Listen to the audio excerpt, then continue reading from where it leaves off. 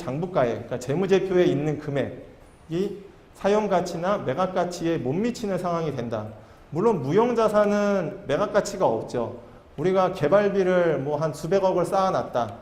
개발비라는 거는 회사가 그 제품이나 아니면은 요즘 뭐 핫한 제약 바이오 회사 같은 경우에는 신약 만들면서 들어가는 비용이죠.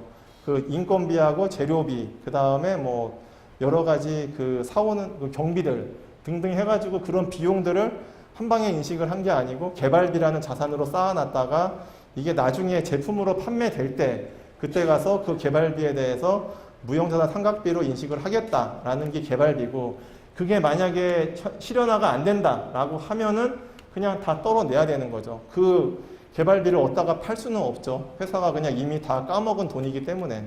그래서 그 부분에 대해서는 무형자산은 사용가치만 보고서 이제 판단을 해야 된다라는 거죠. 이제 요즘 가장 핫한, 한국에서 가장 핫한 이제 그 산업이 이제 제약하고 바이오인데, 사실은 개발비가 굉장히 많이 쌓여 있죠. 무형자산이라는 계정 과목에 보면은 막 몇백억, 몇천억 쌓여 있는데, 결국은 그거를 쌓아놓은 이유가 나중에 신약이 개발이 돼가지고서 매출이 발생이 될 때, 그때 이제 비용으로 조금씩 인식을 하겠다. 그러니까 그 유형자산이랑 결국 같은 맥락이죠. 유형자산이 그 감가상각을 하듯이 무형자산도 무형자산 상각비라는 그 비연금성 비용을 발생을 시켜가지고 그 수익이 발생될 때 수익과 비용을 서로 대응을 시키겠다라는 그 논리로 계속 개발비를 잡아 나갑니다. 근데 우리나라뿐만 아니고 사실은 뭐 IFRS를 적용하는 모든 국가에서 무형자산에 대해서 그 개발비에 대해서 자산으로 잡는다라는 것은 사실은 굉장히 그 엄격한 잣대를 요구를 합니다. 그 회계 기준을 보면은 그 이제 뭐 기술적인 실현 가능성이나 아니면은 뭐 여러 가지 가능성을 따지는데, 이제 가장 중요하게 보는 거는 결국 이거를 개발을 해가지고 팔았을 때 그 이상을 뽑아낼 수 있느냐를 보거든요. 그러니까는 회사가 개발비로 자산을 한 1,000억을 쌓아놨는데, 그러면은 앞으로 1,000억 이상은 벌어내야지 결국은 그게 자산으로서의 가치가 있는 거다라는 게 이제 회계에서 얘기하는 건데, 일단 그 부분에 대해서 아직은 사실은 저는 잘 모르겠습니다. 그 회사가 어떻게 입증을 하는지는 모르겠는데, 아직 뭐 임상 중인 상황에서 임상이 잘 돼가지고 이제 그 상용화가 되면 사실은 뭐 제품도 팔리고 될 텐데, 만약에 그 임상 갔다가 다시 이제 미끄러질 수도 있는 거죠. 근데 여러 가지 불확실성이 있는데 도대체 언제 그거를 이제 제품을 팔아가지고 언제 그 개발비 쌓아놓은 거를 뽑겠다라는 건지에 대해서는 이제 조금 어떻게 회사가 입증을 했는지는 사실 잘 모르겠어요. 저는 제약회사는 감사는 안 해봤는데, 아무튼 좀 그 무형자산이 많이 쌓여 있다라고 하면은 이제 조금 회사를 아무래도 좀 보수적으로 봤을 때는 조금 약간 위험할 수도 있다라고 보는 게 맞을 것 같습니다.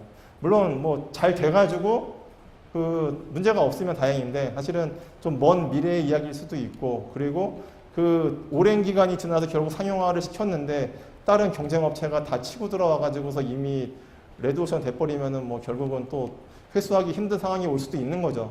근데 아무튼 그 회계 기준에서는 미래에 이거를 내가 그 개발을 해가지고 나중에 돈을 벌 수 있다라는 거에 대해서 회사가 입증만 할 수 있다라면은 개발비 당장 쓴 비용들을 다 자산으로 할 수는 있다라고 되어 있으니까는 회사들이 일단 그렇게 지금 그 요건에 맞춰가지고 개발비로 다 쌓고 있다라고 그 설명을 이해를 하시면 될 것 같아요.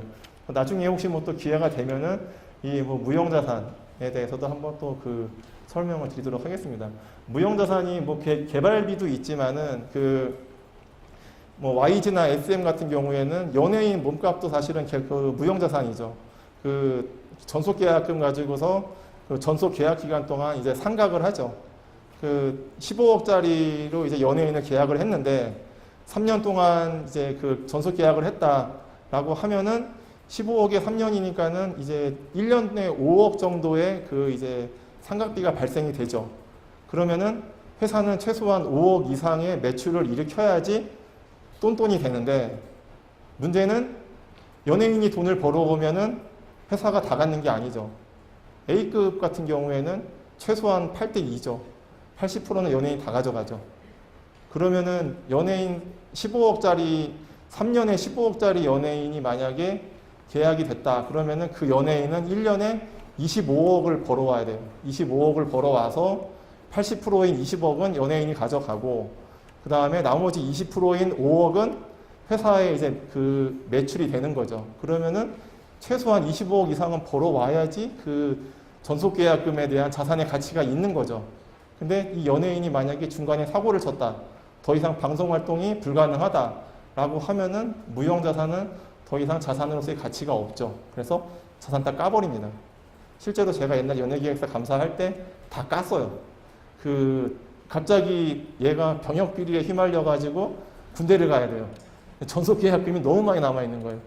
근데 그 계약 조항 아무리 읽어봐도 뭐 병역이나 뭐 이런 얘기 하나도 안 나와 있죠. 왜냐하면은 A급이기 때문에 그 대우를 해주죠. 그래서 그냥 아예 그 전액 다 비용으로 떨었던 그런 적도 옛날에 있었고, 그래서 아무튼 이 무형자산 쪽은 굉장히 해보면은 좀 재밌는 게 많이 있습니다.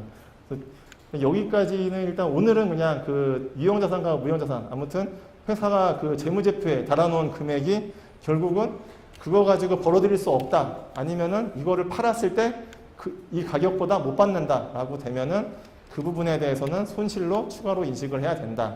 그래서 이 케이스가 아까 보셨던 한국실리콘이랑 우전의 한단 그 사례가 되겠습니다. 그리고 그 STS 반도체 같이 발생 가능성이 불확실하다. 그리고 금액에 대해서 추정을 신뢰성 있게 할 수 없다. 우리가 지급보증을 섰는데 이 지급보증 순금액 중에서 우리가 얼마를 대신 갚아야 될지 아직은 모른다라고 하기 때문에 이거는 확정부채가 아니다. 그래서 재무제표에 부채로 안 올렸다. 그 대신에 정보 이용자한테 굉장히 중요한 내용이니까는 이 부분은 주석사항에다가 다 공시를 합니다. 그리고 이제 발생 가능성이 확실해진다. 그러면은 이제 금액도 계산이 되니까는 그 부분에 대해서는 이제 재무제표에 부채로 올라간다. 그래서 STS 반도체 그 뭐 반기 실적 나오면은 아마 그 대신 내야 될 돈에 대해서 이제 부채로 올라가는 식으로 그렇게 되겠습니다. 이제 마지막으로 제가 또 항상 이제 강조드리는 부분 중에 하나가 재무제표 볼 때 절대 요약재무제표만 보면 안 된다라는 거죠. IFRS로 바뀌고 나서 이제 가장 안 좋아진 점이 재무상태표랑 손익계산서가 굉장히 짧아졌습니다. 옛날에는 판매비와 관리비라는 계산 과목 하나에 들어가는 뭐 급여, 감가상각비, 뭐 여러 광고비, 접대비, 계산 과목 하나하나가 다 손익계산서에 쫙 나열이 됐는데 이제 그거 다 없애버리고 주석사항에 가서 보세요라고 다 바뀌었습니다. 재무상태표도 마찬가지예요. 옛날에는 현금부터 해가지고 매출채권, 미수금, 뭐 대여금 다 나열을 했었는데 다 없앴죠. 매출채권과 미수금 아니면은 뭐 기타 유동자산 해가지고 기타 유동자산은 그 주석상에 가서 봐라라는 식으로 바뀌었습니다. 그래서 재무제표를 요즘은 더 예전보다 더 건성으로밖에 볼 수가 없어요. 시간은 없고 재무제표도 짧게 나오고 하니까는. 근데 아까도 보셔서 아시겠지만은 우전에 그 우양HC나 그다음에 모뉴엘 모든 기업들이 그 유동비율 그다음에 이용률 다 좋게 나오죠.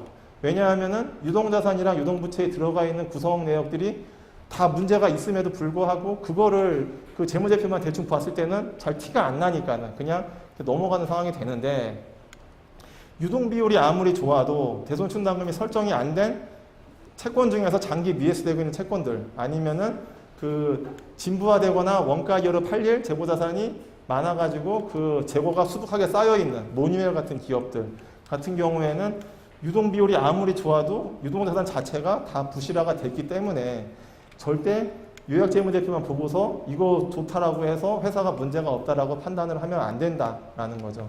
그리고 그 유동자산을 봤더니 아까 그 뭐 우양HC 같이 현금은 거의 없고 다 그 미청구공사만 수북하게 쌓여 있더라. 그러면은 결국 청구도 못한, 받지도 못한 돈인데 그거 가지고 자산 아무리 좋다라고 해도 결국은 소용이 없다라는 거죠. 왜냐하면 유동부채에 차입금만 대부분 쌓여 있더라. 결국 갚아낼 돈이 없는 거죠. 자산에 현금은 없고 맨 받지 못한 채권만 쌓여 있다. 그래서 요약재무제표만 절대 보고서 판단을 하면 안 된다라는 게 제가 이제 드리고 싶은 말씀이고, 그리고 역시 회사 뭐 지금까지 나왔던 모든 회사들 마찬가지지만은 이익률이 아무리 좋다라고 해도 역시 현금 흐름표는 봐야 된다. 이익률이 좋아도 돈이 안 들어오고 있는 기업이다라고 하면은 영업할 때 현금 흐름에서 작거나 마이너스, 결국은 회사가 돈이 안 돌고 있는 기업이다라고 그렇게 판단을 하시면 될 것 같습니다. 그래서 여기까지 해가지고 이제 거의 9시 시간은 거의 맞췄는데 혹시 질문 사항 있으시면 질문하시기 바랍니다. 네. 네. 예. 그게 세법에는 정해져 있어요. 세법에는 그 이제 업종별 그다음에 자산별로 이렇게 정해져 있는데 IFRS에서는 회사가 합리적으로 정하게 돼 있습니다. 그러니까 감가상각이라는 거를 내용연수에 대해서는 이제 그 조금 설명을 드리면은 이렇게 이해하시면 정리가 될 것 같아요. 그러니까는 그 제가 경제적인 내용연수가 있다고 그랬죠. 그리고 그 물리적인 내용연수가 있다고 그랬습니다.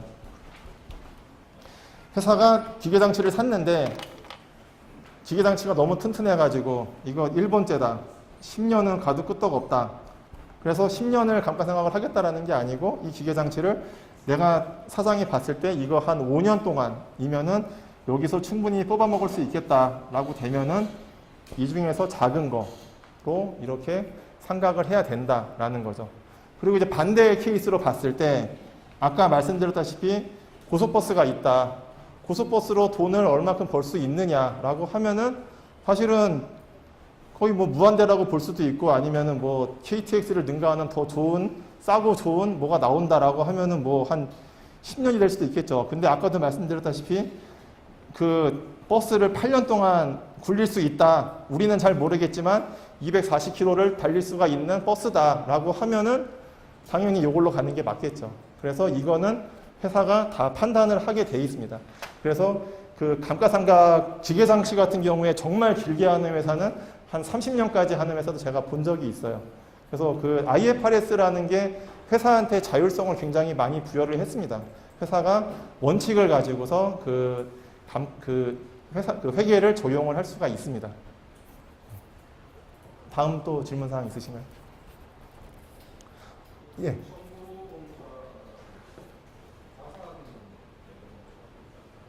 예? 예. 예. 설정을 하는 기업들도 있어요. 거기서 만약에 멈췄다. 그러니까 미청구에서 멈춰가지고 거래처가 부도가 났다. 그러면 청구 못 하잖아요. 청구를 못 하는데 아무튼 회사 입장에서 봤을 때는 받을 돈이기 때문에 개선충당금을 잡아야 됩니다. 근데 안 잡는 상황들이 있으니까는 좀 문제가 되는 거죠. 혹시 또 질문들 있으시면은 이따가 뭐 사석에서라도 충분히 질문을 받도록 하겠습니다. 그럼 여기까지 해가지고 강의를 마치도록 하겠습니다. 감사합니다.